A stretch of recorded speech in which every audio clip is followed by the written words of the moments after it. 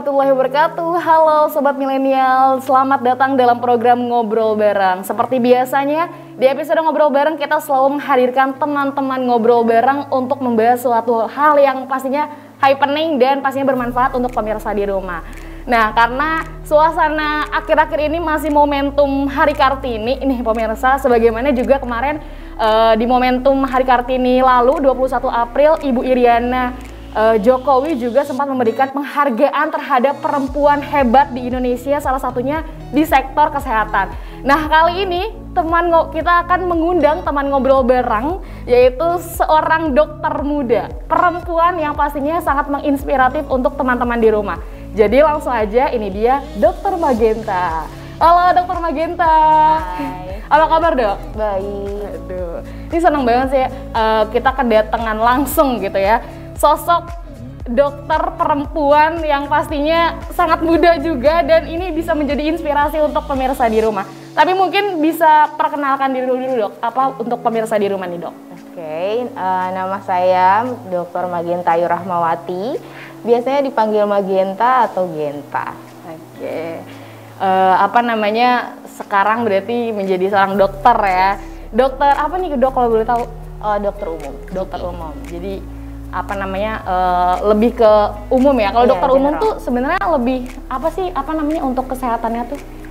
Kita ya ngelayanin semuanya yang di dasarnya. Cuman kan kalau dokter umum tidak mendalami seperti kayak yang dokter spesialis gitu. Cuman kita sebagai awalnya lah kayak di IGD itu kami yang jaga, di Bangsal juga kami yang jaga kayak gitu. Oke, jadi secara umum ya penyakit-penyakit yang memang biasa kita rasakan nih biasanya ditangani oleh Dokter Magenta gitu ya. Nih dok, penasaran banget nih pasti pemirsa di rumah, sobat milenial khususnya nih, penasaran dan pastinya ada yang ingin berkeinginan juga menjadi seorang dokter. Tapi kita pengen tahu dulu nih perjalanan karir seorang Dokter Magenta itu kenapa sampai ada akhirnya tertarik untuk menjadi seorang dokter? Oke.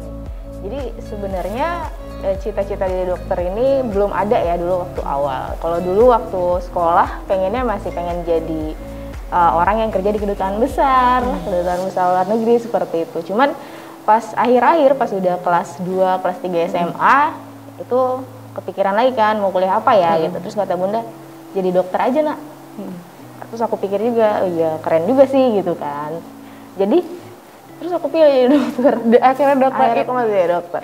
Sebenarnya awalnya sempat nggak nyangka kayak mungkin di sekolah dulu aku bukan tipikal yang sangat tinggi nilainya gitu ya, cuman sempat gak nyangka kayak emang bisa ya. Ternyata ketika kita udah kuliah kita punya rasa tanggung jawab atas apa yang kita kerjakan, atas apa yang kita mau.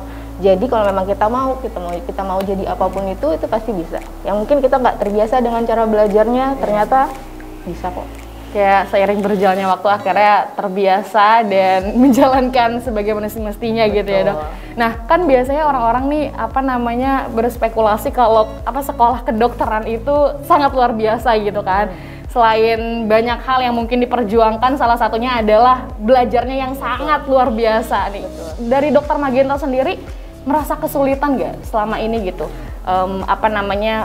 Sebelum menjadi seorang dokter kan pasti sekolah kedokteran dulu nih. Ini ada ngerasa kesulitan nggak sih dok? Oh pasti dong, pasti struggle di awal. Karena aku dulu kan cara belajarnya itu berbeda waktu sekolah sama waktu kuliah itu kan beda. Sedangkan waktu kuliah ini materi kedokteran itu materi yang memang harus kita hafal. Karena dan ini nggak bisa main-main di hafalnya. Karena kita berhubungan dengan nyawa manusia, ya kan? Jadi memang pada saat awal masih struggle dengan cara belajarnya, tapi seiring berjalannya waktu kita punya senior, kita punya mentor yang ngajarin kita cara kita belajar seperti apa. Akhirnya semuanya bisa ngikutin gitu. Jadi udah tahu cara belajarnya kayak gini, ya udah. Waduh, luar biasa sekali. Apa sih dok serunya menjadi seorang dokter tuh? Serunya adalah ketika kita komunikasi dengan pasien itu kan ada pas proses wawancara, anak-anak anamnesa dalam bahasa kedokterannya. Jadi dalam proses wawancara ini ada sesi tanya jawab antara saya dengan pasien. Di situ akan menanyakan keluhan segala macam. Nah, ketika keluhan semua sudah keluar, kadang ada keluar mitos-mitos yang dipertanyakan sama para pasien. Nah, contohnya apa tuh dok? Contohnya kayak, dok, ini kayak anak saya kayak gini karena kebanyakan main handphone ya, sakit batuk gara-gara main handphone. atau matanya mungkin kalau ke mata masih bisa gitu ya. Seperti itu. Jadi serunya tuh kadang ketika mengungkap fakta dan ketika kita mengungkap fakta itu jadi memberikan edukasi kepada pasien. Itu yang seru. Jadi pasien tuh awalnya nggak tahu jadi tahu, dan mereka jadi kayak amazed gitu, kayak oh gini ya dok sebenarnya gitu kan, banyak fakta yang mereka nggak tahu. Gitu. Jadi kan tahu apa namanya mitos yang beredar gitu sampai betul. Akhirnya benar-benar sesuai dengan fakta yang memang terjadi nggak seperti itu gitu ya. Apa sih mungkin yang bisa diceritakan dok pengalaman unik gitu selama ini menjadi seorang dokter tuh? Kalau pengalaman unik, pengalaman haru lebih ke apa ya yang saya dapatkan itu, saya lebih ke amazed dengan pasien-pasien, perjalanan pasien gitu, karena biasanya kan datang dari IGD keadaannya sangat buruk, ada yang sampai nggak bisa jalan, nggak bisa berbicara, penurunan kesadaran, diikutin aku yang nerima pasiennya di IGD, tapi kita mengikutin kan sampai ICU, perkembangan pasiennya gimana dari awal dia sakit sampai nggak bisa berbicara, sampai penurunan kesadaran, sampai bisa sehat lagi, itu kan luar biasa. Iya, pengalaman yang berharga sih menurut aku, seru banget. Udah lagi tuh belum lagi kalau di obgyn ya atau kandungan melahirkan bayi itu kan maksudnya joy, such a joy gitu. Jadi kayak secara tidak langsung tuh kayak ngasih ini ke kita gitu nggak sih, kayak waduh rasa yang bener-bener nggak cuman sebagai profesi aja gitu ya dok. Betul. Tapi rasa yang kita bisa rasakan juga terhadap pasien-pasien yang datang ke kita. Betul, gitu. Empati gitu. Tapi sudah sekitar sejak berapa lama nih dok menjalani sebagai karir menjadi seorang dokter? Kurang lebih 1 tahun ya.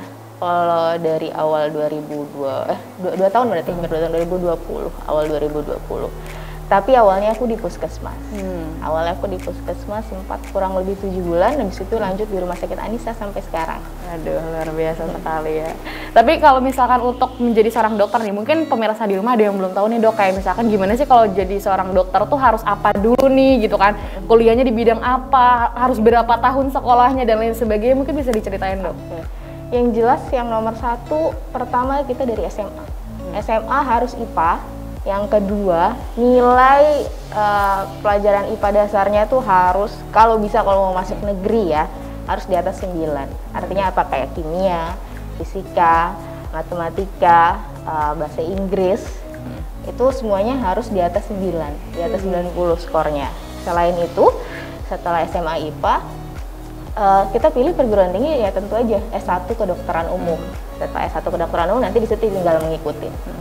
Kalau mau spesialis, tinggal spesialis. Tapi kalau dari S1 kedokteran umum, kita juga pilih lagi kan, mau yang negeri atau swasta. Tapi itu semua sama aja, kurikulumnya sama, cuman gimana kitanya aja, mau yang mana berusahanya. Nah, biasa kan kalau misalkan kuliah biasa, jurusan biasa ya udah gitu lulus sarjana, oke, dapat gelar. Nah, biasa kan kalau di kedokteran tuh ada koas gitu. Nah, itu tuh apa sih dok? Proses koas tuh apa gitu, dan sampai pada akhirnya menjadi seorang dokter gitu. Oke, jadi pada saat S1 kedokteran itu kan selama kurang lebih 3,5 sampai 4 tahun kalau tepat waktu ya. 3,5 sampai 4 tahun itu S1 kedokterannya. Itu nanti kita akan dapat gelar sarjana kedokteran pada saat itu. Setelah dapat sarjana kedokteran, baru kita bisa masuk untuk koas. Nah, ketika koas ini 1,5 tahun lamanya. 1,5 tahun kita praktek di rumah sakit di bawah bimbingan dokter spesialis.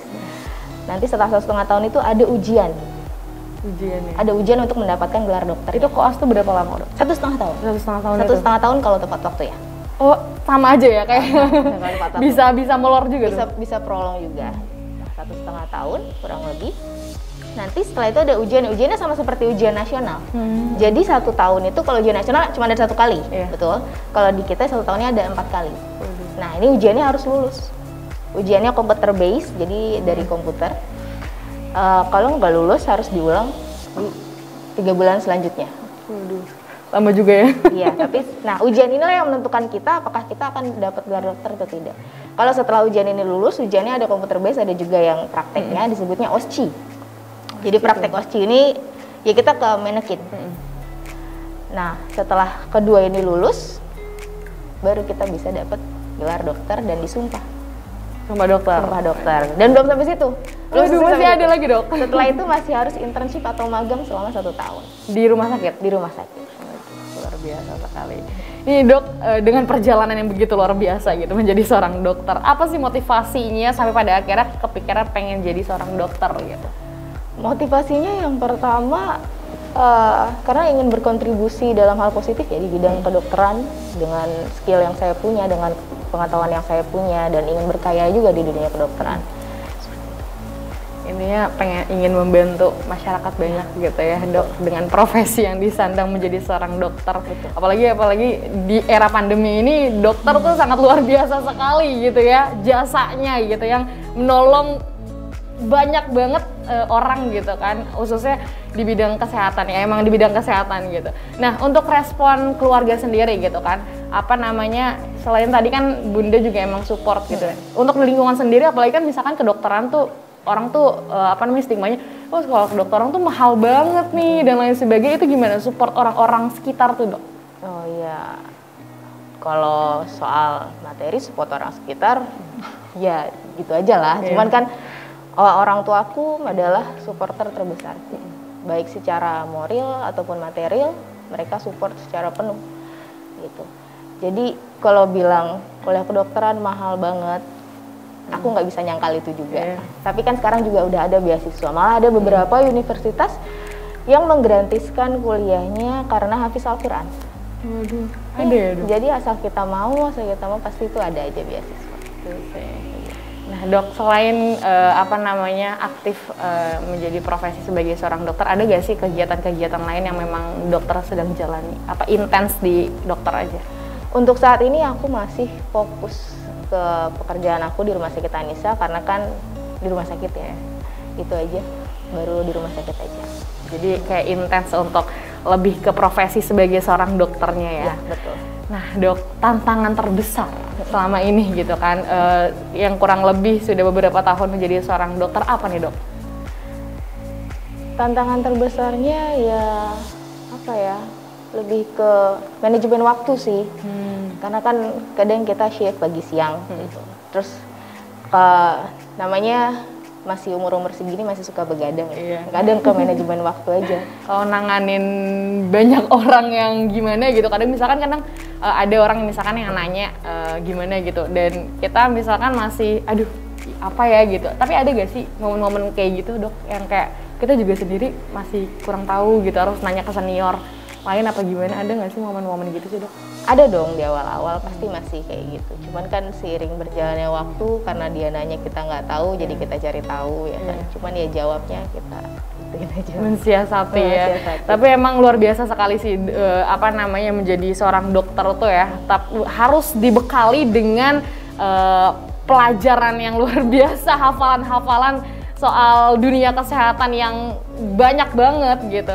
Nah dok, apa namanya menjadi seorang dokter pastinya nih pemirsa di rumah juga pengen nih, mungkin bisa dokter sampein gitu kan untuk sobat milenial di rumah, kira-kira tips apa aja yang mungkin bisa dipersiapkan nih untuk sobat milenial di rumah kalau ingin menjadi seorang dokter juga gitu.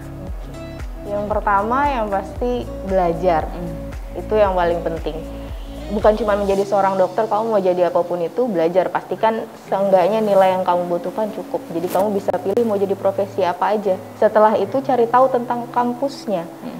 Biasanya kan kalau kampus-kampus negeri itu ada presentase diterimanya dari sekolah. Ini berapa persen gitu kan. Itu cari tahu juga dari sekarang. Dan jangan malu buat tanya ke senior-senior, misalnya ada dokter-dokter yang dulu pernah ada di sekolahmu juga, tanyain gimana dia waktu bisa masuk ke universitas tersebut, gimana caranya, lewat mana, lewat SNMPTNK, SBMPTNK, tanya triknya sama mereka. Apalagi kalau kampus yang kamu mau sama dengan mereka gitu. Nggak apa-apa juga untuk menanya-nanya soal biaya gitu, itu nggak masalah.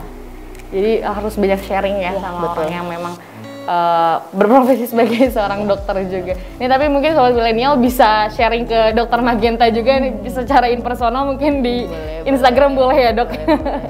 Waduh, nih sobat milenial kita akan ngobrol lagi seputar khususnya di sekarang masih apa namanya happening banget nih di era Kartini. Tapi kita akan jeda dulu setelah yang satu ini.